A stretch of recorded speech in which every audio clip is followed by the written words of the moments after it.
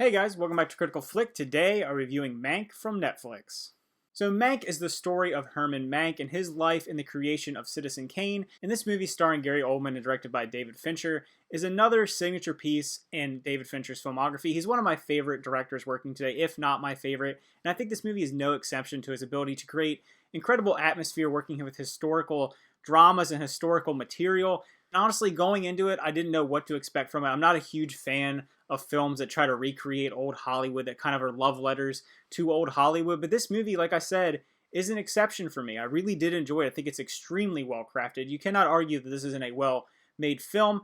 While I will say some of the pacing is a little slow, this movie is over 2 hours long, and there are some moments that feel like they could have made the cutting room floor. I do think the overall aesthetic of the film, I think the ability to capture a 1930s film, not just in looks, but also sound, design, costuming. Everything about it is so well done, and that alone I think is worth checking it out, and I personally really enjoyed it just off of those merits. Gary Oldman gives a phenomenal performance as Herman Mankiewicz, being able to show the young, hotshot version of the guy versus the guy who's completely down his luck on his last straw, trying to rise up against the establishment that kind of broke him down a little bit. I think seeing those both sides of one individual are really well done by him. He's a chameleon, and just being able to sink into the character, you just forget it's Gary Oldman when you're watching it. Amanda Seyfried is also exceptional in this film. Just, I think their abilities to encapsulate these people and feel like you're watching someone from the 1930s, like a 1930s starlet or a gritty writer down on his luck, being able to capture those people and have it be in this format that looks so well done, it really is a testament to David Fincher's ability as a filmmaker.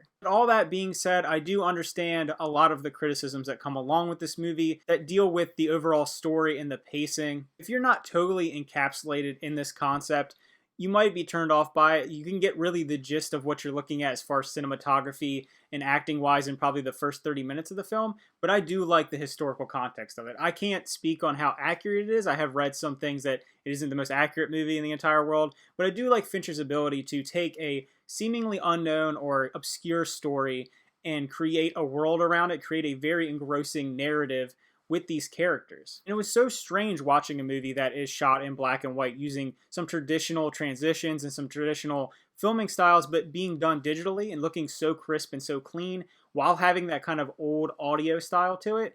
I thought it was really interesting. Some people may not enjoy that, but having watched a lot of these older films with my grandfather, it really took me back to that. I do really enjoy some classic cinema, and this felt like most people would say a love letter to that. Now, whether you enjoy that or not is a completely different thing. But having that blend of historical context as well as fictionalized narrative, I would personally put this in top tier Fincher. I think it's one of his top 5 films.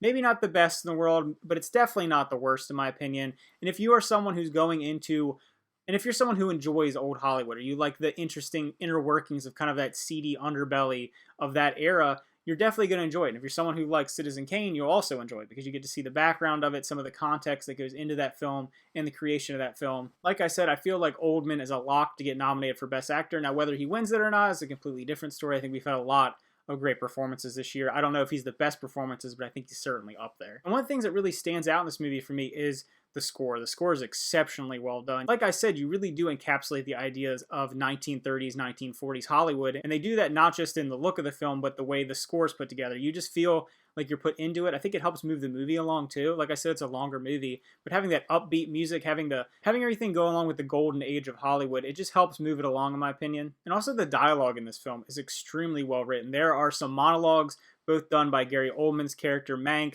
as well as Meyer, who is the head of MGM, and having him go through this long monologue leading into speaking to his staff about the struggles of the Depression and everything going on, having some other really good monologues by some historical characters, I think really makes the movie exceptional. We are able to take a historical context, kind of impose a fictional narrative over top of it, and just have some really solid performances of people representing some of these icons, good, bad, or evil, from old Hollywood. And all that being said, I do understand the idea of it being a little pandering to Hollywood, to critics, to people who love old cinema, who like that kind of pretentious stuff.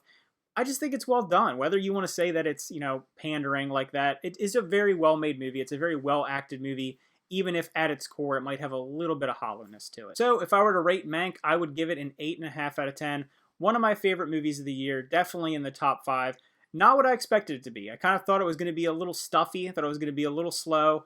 I personally didn't find it so. I think there was some great dialogue to move the story along. I think there's some really interesting use of flashbacks that moves the story along. I think just the overall aesthetic and the cinematography and just the sound design, everything about it feels so purposeful and so well crafted that I never felt myself bored. I was always engrossed with what was happening on the screen, but I can definitely see how people might be turned off by it or might not enjoy it, and I certainly don't knock you for having that opinion. So if you checked out Mank, what did you think about it? I think people might be a little split on it. I think if you're like a hardcore critic who really enjoys old Hollywood, or you're someone who enjoys historical dramas, you might really enjoy it. People might really love it like I did. If you're someone who maybe isn't really into that, or someone who can kind of look past that glitz and glamour of that time, you might not have anything to find from it. There's some solid performances, like I said, and some really good cinematography, but if you don't like that style, you're not going to like this film. So again, thanks for watching. Remember to like and subscribe. See you guys next time.